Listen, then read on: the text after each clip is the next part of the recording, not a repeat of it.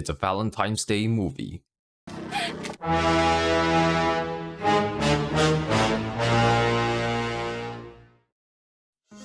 Since Valentine's Day is upcoming, I thought I should recommend what you should watch on that day. But before that, technically, I lied. Because the movie that I'm going to talk about is this one. You might ask, aren't those two the same character? Well, it's complicated. Let me start from the beginning. This is a French movie called Holy Motor. It came out in 2012 and was created by the director Leos Carax. And I know what some of you guys are thinking. You might stumble upon this video trying to find what you should watch with your partner on Valentine's Day. So you note down the movie name and turn off this video. Sadly, this will not work. You will come back and yell at me at the comment section, not knowing why I would recommend this movie. Just watch the whole video, then you will understand why. Also, we don't need to care about spoiler, because it is one of those films that care less about story. It focuses more on your interpretation. The main cast of this movie is Dennis Lefan. He played the character Mr. Oscar in Holy Motor. He and the director Leos Carax have plenty of history working together. He was once told to be a rich man, a beggar, and a gangster who was ordered to kill someone who looks exactly like him. So basically, Carax liked his performance so much that he was given the role to be protagonist and antagonist simultaneously. Except, I kind of told you the half-truth. Lefan and Carax have indeed worked together a lot. He was featured in 3 out of the 4 movies that Carax have created prior to the existence of Holy Motor. In all these movies, Lefan was given a chance to play the main character. But when I told you he was given a chance to be a rich man, a beggar, and a gangster, all these roles are in fact from the same movie. And guess what? It's from Holy Motor. Yes, the weird-looking, green-dressing guy is not a real main character. Not only that, what if I tell you there were even more additional characters that Lefan needed to perform for this movie? It would surely sound mind-boggling, right? What is this movie actually about? The actual movie starts with a shot of the audience. It is an implication of us. Then Leo Carax himself woke up from his bed and walked close to the wall. He used his key finger to open the secret passage and reunite with the audience. He then looked down and saw a baby turn into a dog. But when he looked back up, we just saw a girl, staring back at us. The next thing we know was a rich man heading to work and greeting his limousine driver. He asked his driver how many appointments he had. She replied, 9. Then the most bizarre things start to happen. The rich man transformed himself into an old handicapped beggar who asked for money on the bridge. After he finished begging, he went back to the limousine and once again transformed himself. This time, it was a man who did CGI stunt. It was then I realized, oh, this is a movie about movie. Mr. Oscar is playing different roles, just like any other normal actor. And how is there a better way to inform audience that Mr. Oscar is acting other than recreating his previous performance? You see, in 2008, 4 years before Holy Motor, Leos Carax worked with 2 other directors to create a film called Tokyo. Each director submit their own separate story and release it under the same name. One of the 3 directors is Michel Gondry. He was the one who directed Eternal Sunshine of the Spotless Mind. The remaining one is called Bong Joon-ho. You know, the guy who made Parasite. Not sure have you seen it? Because everybody knows Parasite is quite small. Back to the main point. The scene you witness in the opening is actually a fictional character in Tokyo, which was once again played by Dennis Lefan. To sum up, the story of Holy Motor is about Mr. Oscar playing different roles and completing 9 appointments within a day. The rest of the appointment includes him picking up his daughter from a party, a really terrific music performance inside an empty building, the gangster that I've mentioned before, and assassinations of a banker, a dying old man called Fogan, which I oddly feel like it's a name that I've seen somewhere. Anyway, last but not least, a meeting with another limousine passenger because their driver crashed their car. After all this, Mr. Oscar went back to see his family, which were weirdly a bunch of chimpanzees. Judging from the descriptions that I've given to you, I hope you can sense that it is quite a postmodern film. There's no strong singular narrative like Saving Princess Peach. Each role and story is self-contained within the runtime. There is no lasting consequences to kill or be killed. At least this is the first thought that popped into my mind when I first saw it. Another thematic thing that I've picked up with regard to the topic of postmodernism is the questioning of what is real and what is not. It is always trying to remind you that you are looking things through a lens. If you don't understand what I mean by this, the best explanation that I can think of is the work Ceci n'est pas une pipe, which translates to this is not a pipe. It is not a pipe because it is a painting. Holy Motor works in the same way. It tries to remind you that you are watching a movie by showing Oscar dressed up as different people. No matter how emotional the scene might be, at the end of the day, it is still just a movie. Like, there's a scene where Oscar suddenly yells stop. It makes you curious about what is happening. He then put on a balaclava and shot someone in the head. And because of that, he was shot down by a group of bodyguards. It makes you think, oh, is he going to die? Is that the end? But then his driver came by and said, we are going to be late. It is time to wake up. This is where you realize it's just another appointment. Even when he suddenly yells stop, it is still just part of a performance, part of a play, because you are just watching a movie.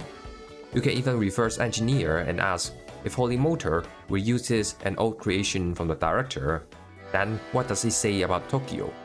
Is that also just Mr. Oscar in disguise doing one of his appointments?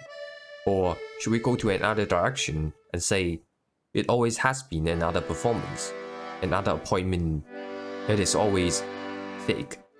And if you think about it, this message of what is real and what is fake probably hit harder for Dennis Levant and Leos Carax, since they are celebrities. People might judge them or remember them as specific roles or persons, but not who they truly are.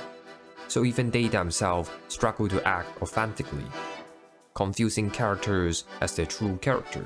But so far, I'm still nowhere near the topic of this video. It's still not coming yet, but it's coming soon. I know, but this would not be my video if there are zero analysis. And who knows, maybe you can impress your partner by showing how knowledgeable you are. Right now, the only thing that I can do is to foreshadow some teaser.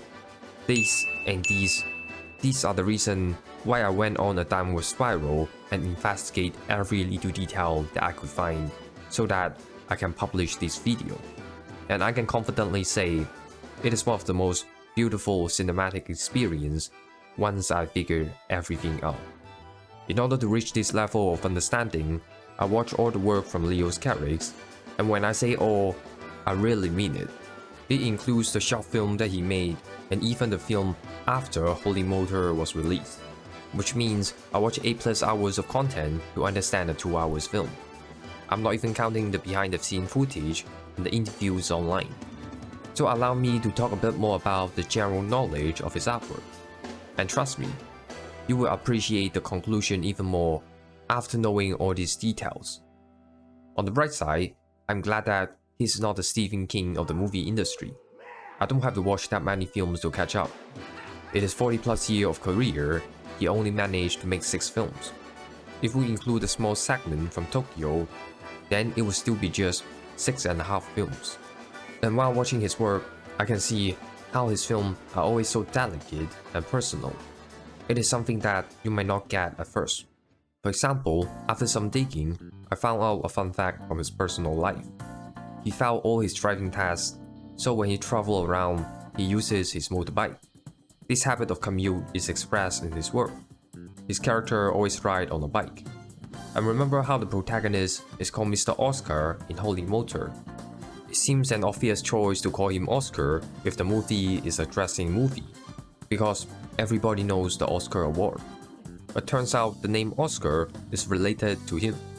You see, Leos Carax is not his real name.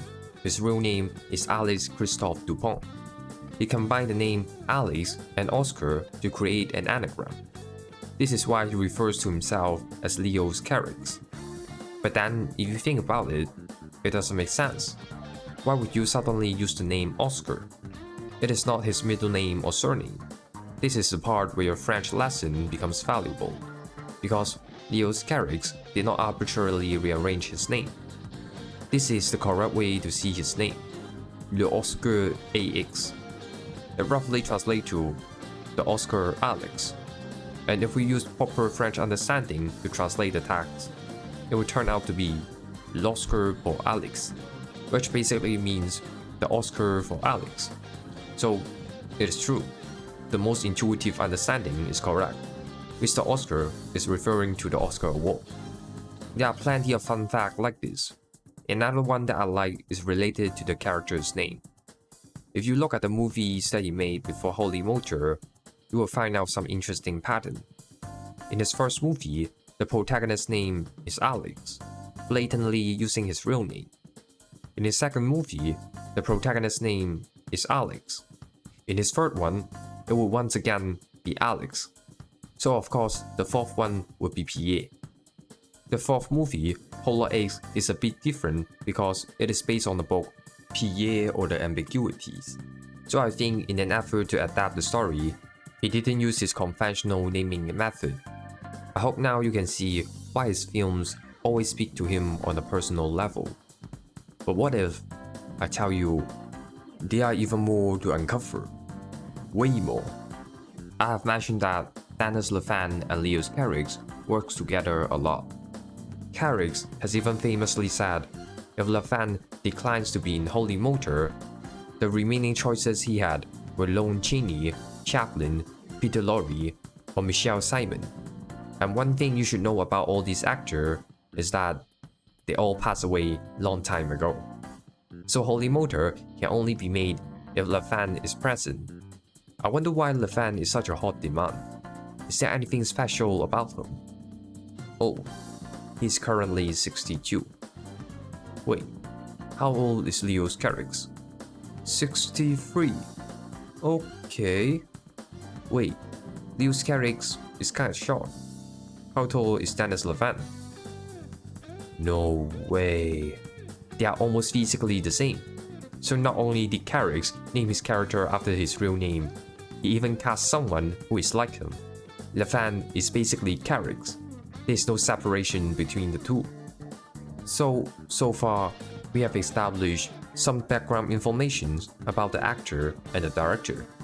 But what about the content of his previous film? Well, after watching his previous work, it sometimes does makes you question, is that a reference or am I looking too hard? Like, the story structure of Polar Eggs is similar to the story of Vogan. Like what I've said, Polar Eggs is an adaptation from a book, and it is a story about taboo love. The male character found out he had a sister all along, and they fell in love together. Coincidentally, the story of Vogan is also a recreation from a book. It is chapter 1 of the Portrait of the Lady. It is about an old uncle, Lord Warburton, who fell in love with his niece. The similarity definitely exists, but I'm not sure is it enough to draw a relationship. There's even one reference that threw me off guard so completely that it made me question, did I get things right? Should I even publish this video? But as usual, I will not tell you what it is right away. Right now, I just want to talk about love. Because in order to understand Holy Motor, you need to have 3 kinds of love. First, you need to have love for the work of Leos Carax. That's the only way why you would want to watch all his films. Then the second kind of love is Carax's love for cinema. If you search for reviews or essays on the internet discussing the meaning of Holy Motor, you would most likely find them talking about a particular scene. It is the scene where a man with a birthmark having conversation with Oscar. He asked Oscar, "Do you still enjoy your work? You seem a bit tired recently." Oscar replied, Je regrette les caméras. Quand j'étais jeune, elles étaient plus lourdes que nous. Ensuite, elles sont devenues plus petites que nos têtes. Aujourd'hui, on les voit plus du tout. Alors oui, moi aussi j'ai du mal à y croire parfois. Cette nostalgie est un peu sentimentale, non? Sentimentale. It is a statement about technology and filmmaking. Leos Carax has said that he's not against technology. He just doesn't like how imposing it can be. And in a way, this goes back to my previous statement about why this is a postmodern film. If you can't even spot a camera, then how can you know when is the actor acting? But above all, this conversation highlights key moment in the movie. You see, Carax like to depict intimate moments for his characters. They always feel so genuine and real. But nowadays, the movie industry relies more and more on the spectacle of technology to do the heavy weight. It no longer focuses on the real physical action. This is why in the movie, when Oscar was performing as a CGI stunt, his close intimate sex scene was replaced by weird alien having intercourse. What's more, going back to that conversation, I think it is very easy for Arthur to miss what the man with the birthmark said. He asked, "Do you enjoy what you are doing? Do you feel tired?" You will only ask questions like this when that person has been in the industry for a long time. It's not just a question about technology. It is also a question asking Leos Carax, can you catch up with time? Can you catch up with the cutting-edge industry? After all, when Holy Motor was released, Carax already reached his 50 years of age. And to give you some extra context, Carax has been catching up for his whole career. When he was young, he didn't actually go to a film school to start making movies. He literally stole his former boss money to buy his first camera. He was able to make his first movie only because he loved his filmmaking experience. Incidentally, even in his very first movie, Boy Meets Girl, he was already lamenting a lost era of cinema. The protagonist Alex joined a party and met an old man who used sign language to communicate. The old man used to work in the silent cinema era, and he tried to sell what's great about the past era. But Alex, the young man, can only understand what he was trying to say thanks to the translations of a young lady. It's like no one can understand those who cannot speak, and the popularity is dying among the youngster. A few scenes later, we have what I think a direct confession from the director. Because, just like Leos Carax, Alex is also an aspiring filmmaker. And he said, one night he had a dream where he was reading his own autobiography.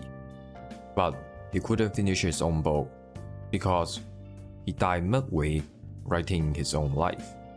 A haunting sentiment that always surrounds his own legacy. His works always performed badly in France. He could only sustain his work thanks to his overseas audience.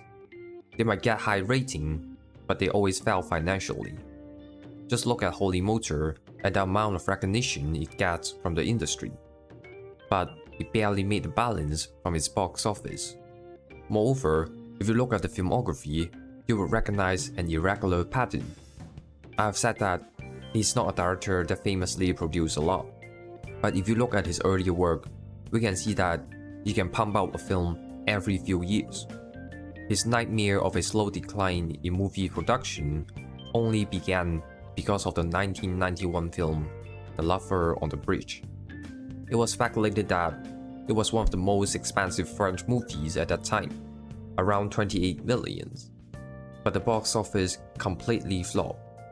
Even though the audience liked what they saw, it still didn't change the reality that for his next film, Polar X in 1999, he would need to find fundings from 4 different countries. And guess what? It flopped again. It cost 11 million to make Polar X, and the box office is nowhere near profit. Worst thing yet, this time even the audience do not like the film. It is a failure from both sides, an utter lose-lose situation. After Polar X was made, He commented that I couldn't direct at all afterwards. He's not joking when he said this, because it would take him 12 years to come out from the shadow and make a new feature. And that movie is what we are talking about now, Holy Motor from 2012. This is why in conjunction with technology, you can also sense this feebleness and antique among the new. One notable example is the old beggar. He got the ideas for this character when he was making The Lover on the Bridge, a movie which interestingly enough is about two homeless people falling in love with each other. He got the idea after he encountered old beggars who cannot even walk straight and beg for a few cents of money while carrying their damaged bodies.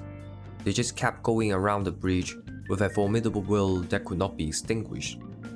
So it should be no surprise if I tell you Alex fractured his left leg in The Lover on the Bridge, and his left leg was referenced in Holy Motor, because just like Alex, the beggar also broke the left leg.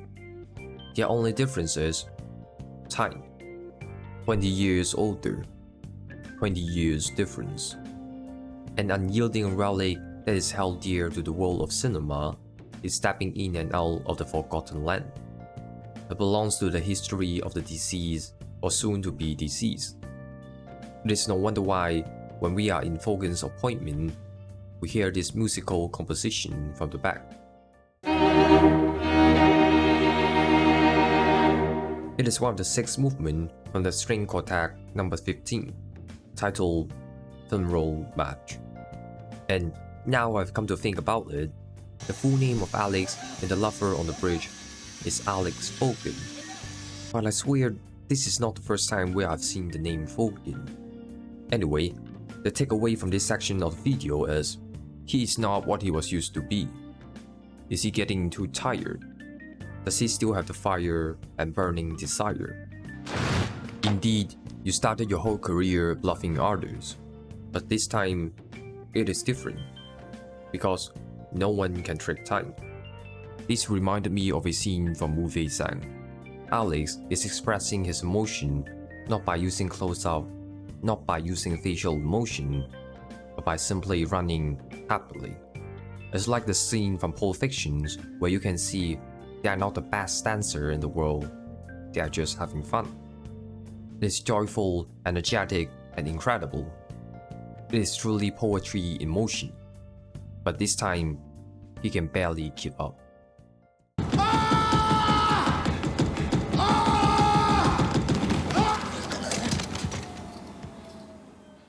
In this technological world, even running looks better with CGI. This is why one of my favorite lines in Holy Motor is this. Céline, pas de rendez-vous à la campagne ou en forêt cette semaine? Pas cette semaine, monsieur Oscar. Dommage. Les forêts me manquent. Mr. Oscar felt sad for missing the forest. Something that is not urban, not advanced, raw with physicality. And we have seen that forest. Before Leos Carax entered the cinema, in this case, world of cinema, he was using his key to open the door. Behind that door was the forest. He can find his world of cinema in the forest. And one of my favorite scenes from Holy Motor is this.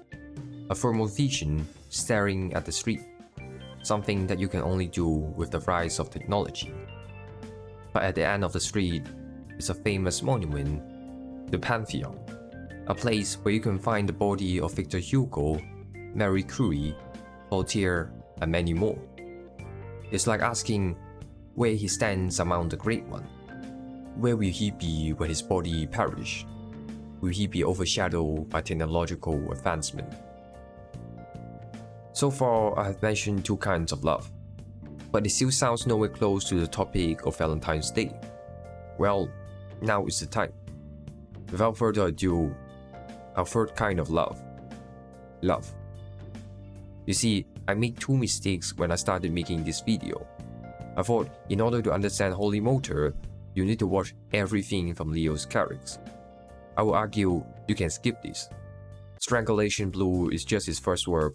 Santia literally just means without title. It was used as a promotional videos for his upcoming movie at the time. Polar X. Gradiva is just a promotional video for a gallery. But this is just a small mistake that at most save you 20 minutes. A more serious mistake is my watching sequence. Tokyo is my first exposure to Leos Carax. I think the story is about revenge and how society deals with the most despicable things in the world. Then I decided to watch Holy Motor because I heard the same character will appear again. And after watching Holy Motor, I was in a downward spiral trying to figure out what have I just watched. In an effort to start this journey, I decided to watch something light. So I watched his short film My Last Winged and Naked Eyes first. And when I say short, it is really short. Both are about 1 minute long.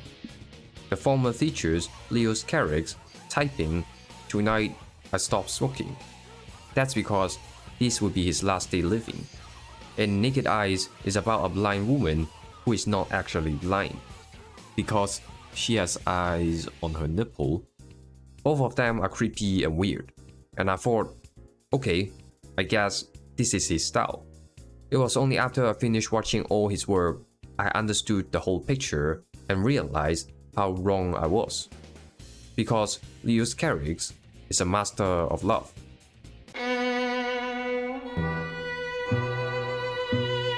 J'ai fait des films aussi pour les femmes, pour rencontrer des visages de femmes, c'est sûr.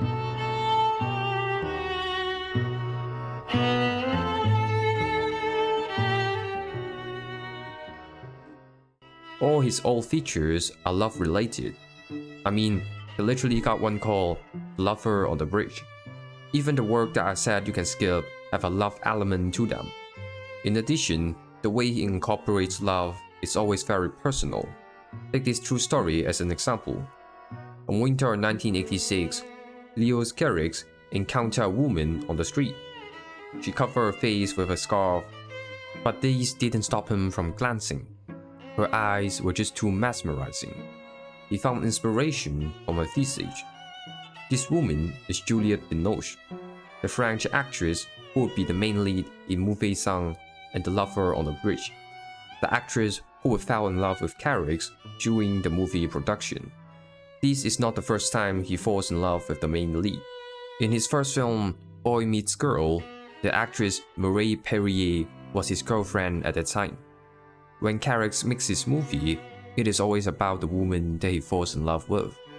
In one of his old interviews, he straight up said, "When I made the movie, it was always with and for my lovers." I hope this will change though. I mean, the guy named his character after his real name and featured all his lovers at the same time. How can you not say his movies are about love? In fact, his movie is so personal to him that there was an instance where his lover could feel his emotion through his work, but in a bad way. You see, there's a drowning scene in The Lover on the Bridge. Originally, Carax wanted Alex to watch the whole things high up from the bridge and not save her at all. And when Binoche was acting in the drowning scene, she could feel the intention of Carax. He really wanted her to die. She saw this as the end point of their relationship. She would later even call Carax a sadist. So, how does all this related to Holy Motor? Well, I've mentioned that in one of the appointments, he met with another passenger. And since the limousine would crash, they decided to chit-chat a bit inside an empty building. This building is La Samaritaine, the same building that occurs in The Lover on the Bridge. It is not just a random occurrence, because the bridge and The Lover on the Bridge is a specific one. It is Le Pont Neuf, a bridge that is 1 minute walks away from La Samaritaine. And this is where I have to review the reference that almost made me question whether should I publish this video. The person that Oscar was talking to was originally designated for another actress. And guess who that is? It is Juliette Binoche. If she didn't turn down the role, then Alex and Binoche would meet again, next to the place where the breakup happened. And remember, every movie that Leos Carax had made was related to his lover. So the logical conclusion would be, this time Binoche appeared again as his lover. It doesn't help that the character literally has this line. On a 20 minutes pour rattraper 20 ans. 20 years literally refers to the release date difference between The Lover on the Bridge and Holy Motor. This conclusion is plausible, and yet it runs in conflict with one of the foreshadowing teaser that I'm going to reveal. So what if these 20 years that they were referring to is not about them? What if the director is trying to say, what happened in my last 20 years? What happened after the release of The Lover on the Bridge? I said that because Carax needed to deal with one of the hardest problems with visual media. What should you do when your actress is not present? This is where I need to review one of my previous teasers. At the end of the movie, when it is rolling credit, a woman occurs. A woman that we have never seen in Holy Motor. And the bottom text is not French or English. It is Russian, saying, Katya, for you. This mysterious woman, in fact, was the lover of Leos Carax. She was also the main female lead in Polar X, the movie that came right after The Lover on the Bridge. And you heard me right. She was the lover of Leos Carax. The two are no longer together. So right now you might be thinking, oh, so the reason why Leos Carax would invite Juliette Binoche was actually due to the fact that they were no longer lovers. Juliette Binoche was invited to symbolize Leos Carax's failure in love, his failure in his most recent relationship. And I have said that Leos Carax was still releasing movies after Holy Motors. It's called Annette. If Leos Carax followed his usual filmmaking pattern, then this movie should yet again feature a woman that he loves. And guess what?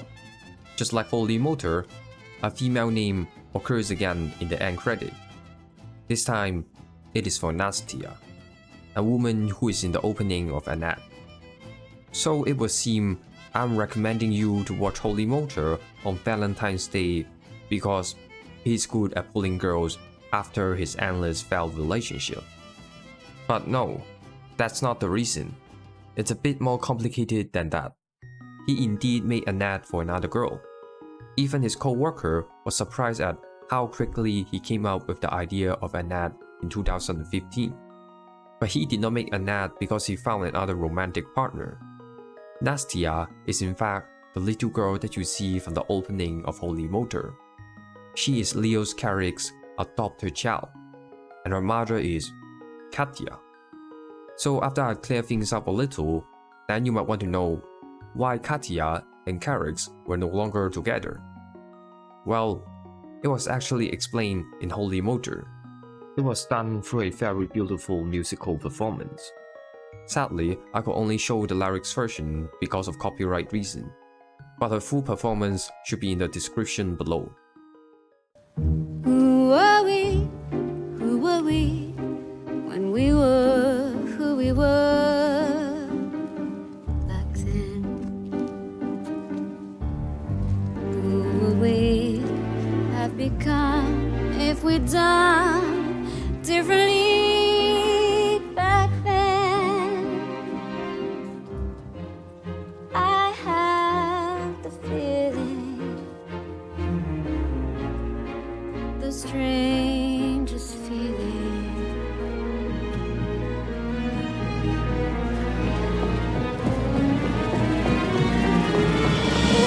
There was a child, a little child. We once had a child. We called her, but then she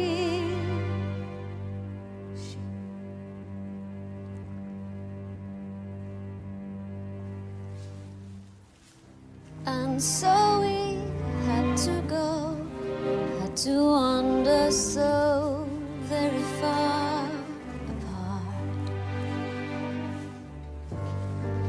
lovers turn into monsters and yearn to be far apart. No new beginnings. Some die, some go on living.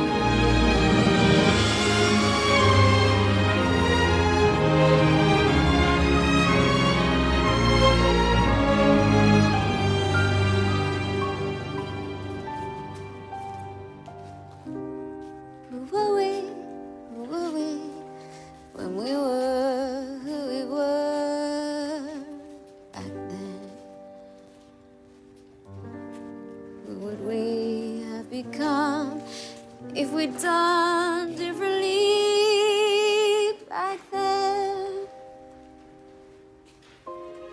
No new beginnings.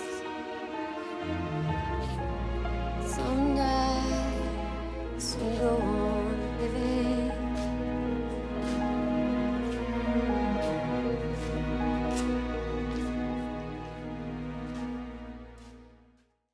So after listening to the song, I think you can sense there was a lot of regret, remorse, and misunderstanding. I think the song hints that one of the major conflicts between Katia and Carax was a child that they might have lost. It also lingers on the ideas of what could things have been if things were done differently back then. There are multiple reasons why the song would suggest changing things in the past. When Oscar met her in the abandoned La Samaritaine, she said she was going to meet another guy in 20 minutes. And in Annette, a minor spoiler by the way, before the couple had fallen in love, the female protagonist was actually dating another guy. This fictional story imitates Carax's life on a personal level, because in the end credit of Holy Motor, when we see Katia in this photo, it is not actually a still photo. It is a snapshot from one of her movie performances. But it is not from the movie Polar X. It is from the movie 3 Days, a movie directed by Sarunas Bartes, Katia's ex-husband, her former lover before she fell in love with Leos Carax. It seems like Leos Carax was lamenting what it could have been if we'd done things differently. This is why when I saw Annette, I think I had a different experience from others. There's this one scene where a bunch of women came out in a press conference accusing the male protagonist in Annette as an abusive lover. They want the female protagonist to be careful and not fall for his trick. It is obviously referencing that time when he was accused by his former lover for being a sadist. There is also this one line from Annette that helped me connect things from the past. The little girl who is used to represent his daughter said, "At least you're safe here, yes? You can't drink and you can't smoke here, can you?" No. After that line, I understood why he made a short film about not wanting to smoke anymore.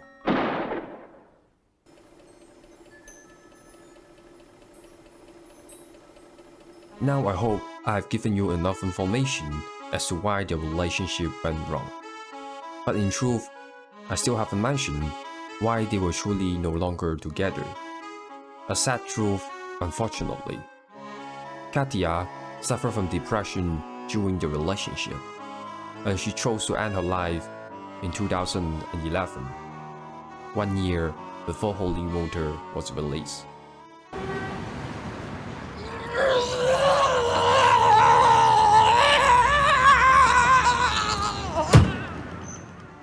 This helped me understand why his work are so different between the period of Polar X and Holy Motor. There were no longer a love element to them. Because imagine being a famous French director who is famous for romance stories and fall in love with a girl which has a complicated love history. You love her so much that you decided to make her the spotlight of this new movie. But when the movie came out, it was a commercial disaster. It's not like I haven't faced this before. As long as the audience like, oh, they don't. And so you could not direct afterward. You started to turn inward and ruminate on your bad habit. So 7 years later, you made a short film about how you were going to stop smoking, like it's ever gonna happen. Then 2 years later, still nothing. Nothing was beautiful anymore. So you made an ugly creature that can only destroy beautiful things. Another 2 years have passed, still the same. You can no longer find beauty and inspiration. Women, lovers, they are just ugly creatures. Things were honestly not going well between us. But I still have you, right? Then the next thing you know is no one is next to you anymore. She has been with you for 20 years, now gone. The worst thing yet, she is an actress, I am a director. But somehow, the only movie I made for her is a disaster. I, the one who said, J'ai fait des films aussi pour les femmes, pour rencontrer des visages de femmes.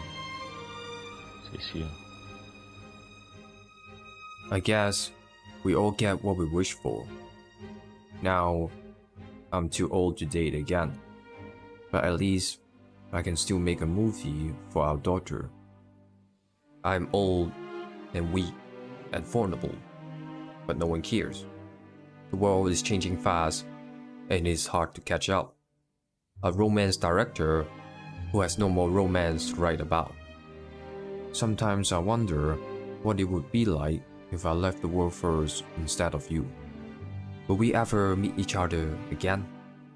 The answer is yes, because the world of cinema is where magic happens. Remember how I said Mr. Oscar had 9 appointments in the movie? But it doesn't add up. If we count the number of events that truly happens, we will have a total number of 11 things that happen. Let's say being the rich man at the very start is one of the appointments that Mr. Oscar had on his previous day. That will still leave us with 10 events that happen. Therefore, what if I told you I lied once again?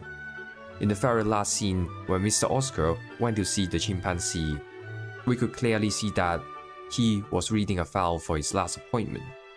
So being part of the chimpanzee family is just another act, a play for the audience. So then, what actually is not part of the appointment? It is this scene. It has to be this encounter. The whole point of this setup is not about his failed love life. It is about reunited lovers. And I have evidence to support my argument. In case you still don't get it, the reason why the text is Russian in the end credit is because Katya is Russian. And speaking of Russian, there is this really weird line from Fogan. He said, I have a plan to go mad in Russian. У меня есть проект сделать все сумасшедшим. And remember this sound?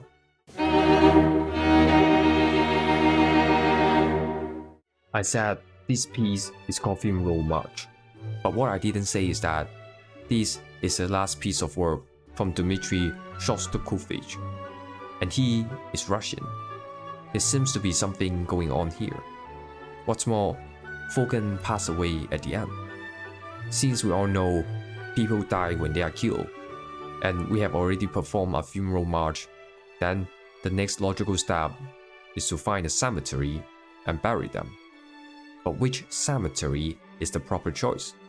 How about Père Lachaise Cemetery? A cemetery that you have seen because it was featured in Holy Motor.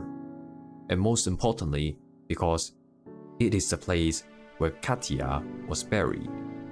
And there is something strange about the tombstone in the cemetery.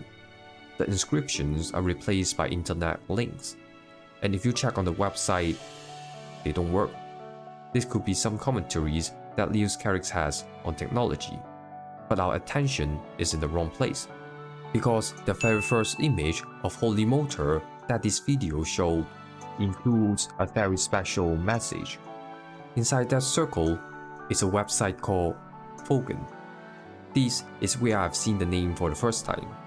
And this is where I have to review my final foreshadowing teaser. Because this is the only link that works, and it links us to this image: lovers who reunite. In his dying wish, he hopes to see her again. But that's not it. If we zoom out the image, we can see there are two hyperlinks. The upper one quotes one of the lines from the movie: "We have 20 minutes to catch up 20 years." And it is a link that directs us to the review of the movie. So far so good, nothing special. But the lower links takes you to Vimeo, and the one who uploaded the video doesn't even seem to be Leos Carax himself. It seems to be a video from a short film festival in 2016. So what is this video about? Well, it is a blank screen at first. Then we see the delicate skin, a nose, and an eye. And I soon realize it is beauty in disguise. What's more, this video was published at least 3 years after Holy Motor was released. So Carax must have seen this video, and somehow it reminded him of his former lover. So he added this hyperlink years after the website was made. And if we look at the exact date when the video was published, we will find out it is first day 22nd of October. Interesting. It is first day 22nd of October 2015. The year where he suddenly got ideas for the movie Annette. With all these postmodern elements questioning what is real and fake, what is part of a play and what is not, there is one thing which is certainly real and not part of the appointment, and that is my love for you. It is in this world of cinema where we can enter the forest and meet again. Your eyes fill the whole world. Your forehead, your hair, your nose, every part of you is unique and beautiful. This is a place where he and I have the chance to say, love you twice.